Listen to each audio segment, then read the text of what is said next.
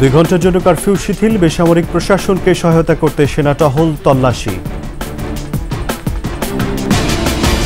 3 মন্ত্রীর সাথে বৈষম্য বিরোধী ছাত্র আন্দোলনের বৈঠকে কোটা সংস্কার সহ 8 দাবি বাস্তবায়ন সম্ভব বলছে সরকার। সন্ধ্যায় বাংলাদেশের মেয়েদের এশিয়া কাপ মিশন শুরু, মাঠে নামবে শ্রীলঙ্কার বিপক্ষে।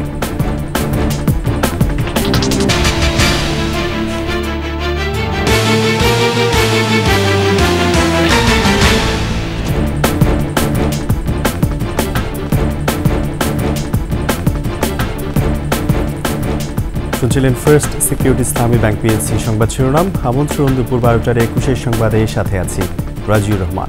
দর্শক, 21 টেলিভিশনের সংবাদ একই সাথে সরাসরি দেখতে পাবেন আমাদের ফেসবুক পেজ www.facebook.com/2124online। এখন থেকে 2 ঘন্টার জন্য কারফিউ শিথিল করা হয়েছে। ফের কারফিউ জারি থাকবে দুপুর 2টা থেকে। জরুরি পরিষেবাগুলো কারফিউর আওতামুক্ত থাকবে। অগ্নিসন্ত্রাস, সহিংসতা প্রতিরোধ, রাষ্ট্রীয় সম্পদ রক্ষা, শান্তি শৃঙ্খলা ফিরিয়ে আনতে বেসামরিক প্রশাসনকে সহায়তা করতে মধ্যরাত থেকে মাঠে নেমেছে সেনাবাহিনী। রাজধানী সহ সারা দেশে বিভিন্ন সড়কে টহল দিচ্ছে তারা। করা হচ্ছে তল্লাশি। যে কোনো সহিংস ও নৈরাজ্য পরিস্থিতি মোকাবেলা দেখা মাত্রই গুলির ক্ষমতা দেয়া হয়েছে কারফিউ জারির মাধ্যমে। অভ্যন্তরীণ ও আন্তর্জাতিক ফ্লাইট স্বাভাবিকভাবে চলবে। বিমানের টিকিট হবে কারফিউ পাস। গত কয়েকদিনের সহিংসতার পর জননিরাপত্তায় সেনাবাহিনীকে মাঠে নামানোয় জনমনে কিছুটা স্বস্তি ফিরেছে।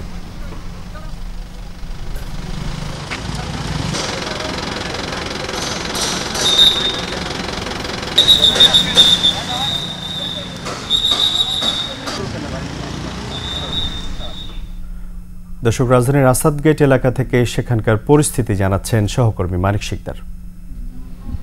গত কয়েকদিনের চলমান সহিংসতা প্রতিরোধে এবং দেশজুড়ে শান্তি ফিরিয়ে আনতে শুক্রবার রাত 12টা থেকে সেনা মোতায়েন করেছে সরকার, যার ফলে সকাল থেকে আজকে আমরা দেখেছি রাজধানীর প্রতিটি সড়কে সড়কে কিন্তু সেনা মোতায়েন করা হয়েছে এবং বিভিন্ন সড়কে টহলও দিচ্ছে।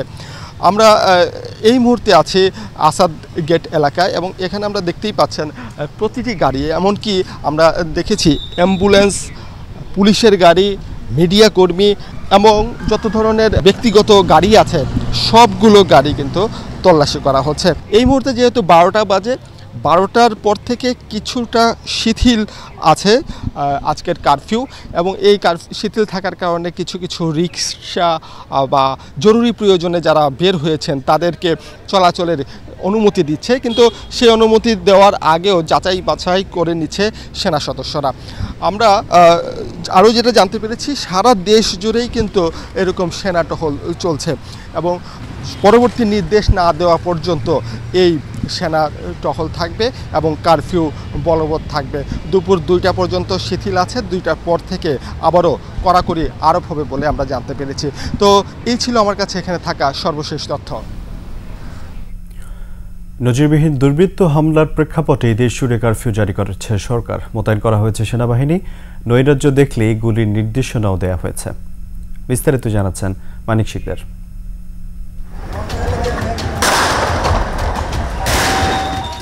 গত কদিন ধরেই দুর্বৃত্ত হামলার শিকার হচ্ছিল সাধারণ মানুষ, গণমাধ্যম কার্যালয়, গণপরিবহন, আইনশৃঙ্খলা রক্ষাকারী বাহিনীর সদস্য, elevated expressway, highway toll plaza, metro rail, police box, BGB camp, অফিসসহ আরও অনেক গুরুত্বপূর্ণ স্থাপনা।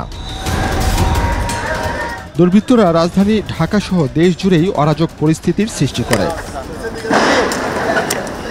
সম্পদহানির পাশাপাশি প্রাণহানির ঘটনাও ঘটে এ সময়। এমন প্রেক্ষাপটেই শুক্রবার রাত থেকে কারফিউ জারি করে সরকার। দেশজুড়ে মোতায়েন করা হয় সেনাবাহিনী। কারফিউ জারি ও সেনাবাহিনী মোতায়েনের ব্যাখ্যা দিয়েছেন আওয়ামী লীগ সাধারণ সম্পাদক ওবায়দুল কাদের।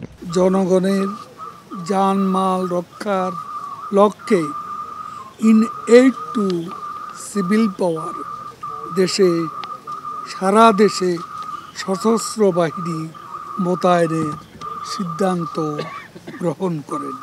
যথাযথ নিয়ম মেনেই কারফিউ জারি করা হয়েছে বলেও তিনি জানান। এটা অবশ্যই কারফিউ এবং এখানে শুট এট সাইটও আছে। মানিক শিকদার, 21 টেলিভিশন, ঢাকা। 56 থেকে 5% নামিয়ে কোটা সংস্কার এবং এ দিয়ে সংসদে আইন পাস সহ 8 দাবি জানিয়েছে বৈষম্য বিরোধী ছাত্র আন্দোলন। আর শিক্ষার্থীদের এই দাবি যৌক্তিক ও বাস্তবায়ন সম্ভব বলে জানিয়েছেন আইনমন্ত্রী। মানিক শিকদারের আরও একটি রিপোর্ট। 5 জুন মুক্তিযোদ্ধা সন্তানদের রিট আবেদনের প্রেক্ষিতে কোটা বহাল রায় দেয় আপিল বিভাগ। জুলাই মাসের শুরু থেকে বৈষম্য বিরোধী ছাত্র আন্দোলনের ব্যানারে শুরু হয় আন্দোলন। শুক্রবার রাতভর রাষ্ট্রীয় অতিথি ভবন পদ্মায় আন্দোলনকারীদের সাথে বৈঠক করেন আইনমন্ত্রী, শিক্ষামন্ত্রী, তথ্য ও সম্প্রচার প্রতিমন্ত্রী। পরে সাংবাদিকদের সাথে কথা বলেন কোটা সংস্কারের দাবিতে আন্দোলনকারীরা। সরকারি চাকরিতে সকল গ্রেডে অযৌক্তিক ও বৈষম্যমূলক কোটা বাতিল করে সংবিধানের উল্লেখিত অনগ্রসর গোষ্ঠীর কথা বিবেচনা করে কোটাকে ন্যূনতম মাত্রায় 5% এনে সংসদে আইন পাশ করতে হবে। আইনমন্ত্রী আনিসুল হক বলেন, শিক্ষার্থীদের যৌক্তিক দাবিগুলো বাস্তবায়ন সম্ভব। দাবিটা আমরা হাতে নিয়েছি তাদের কাছ থেকে এবং আমরা 3 জনে এতক্ষণ আলাপ আলোচনা করলাম। তো যেটা আমাদের কাছে মনে হয়েছে সেটা হচ্ছে যে কোটার যে পরিমাণের কথা তারা বলেছে সেটা তাদের আমরা দেখেছি এবং দেখে এটার একটা যৌক্তিক সমাধানে যাওয়া সম্ভব বলে আমরা মনে করি। আলোচনার মাধ্যমে যে কোনো সমস্যা সমাধানে সরকার সবসময় আন্তরিক বলেও জানান আইনমন্ত্রী। এইটুকুই আমি বলতে পারি। মানিক শিকদার, 21 টেলিভিশন, ঢাকা। আন্তর্জাতিক জলবায়ু পরিবর্তনের প্রভাবে ঝুঁকির মুখে পড়েছে বিশ্বের 1/3 খাদ্য উৎপাদন। সবচেয়ে বেশি ক্ষতির মুখে দক্ষিণ ও দক্ষিণ পূর্ব এশিয়ার দেশগুলো।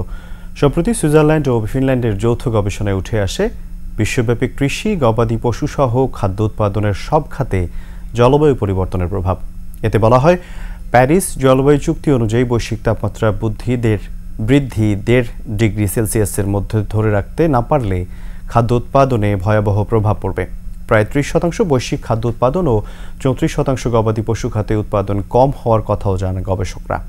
সবচেয়ে বেশি ক্ষতিগ্রস্ত হবে দক্ষিণ পূর্ব এশিয়া ও আফ্রিকার বিভিন্ন অঞ্চল।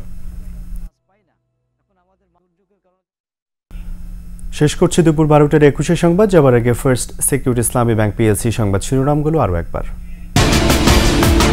2 ঘন্টার জন্য কারফিউ শিথিল, বেসামরিক প্রশাসনকে সহায়তা করতে সেনা টহল, তল্লাশি। 3 মন্ত্রীর সাথে বৈষম্য বিরোধী ছাত্র আন্দোলনের বৈঠকে কোটা সংস্কার সহ 8 দাবি বাস্তবায়ন সম্ভব বলছে সরকার। এবং সন্ধ্যায় বাংলাদেশের মেয়েদের এশিয়া কাপ মিশন শুরু, মাঠে নামবে শ্রীলঙ্কার বিপক্ষে।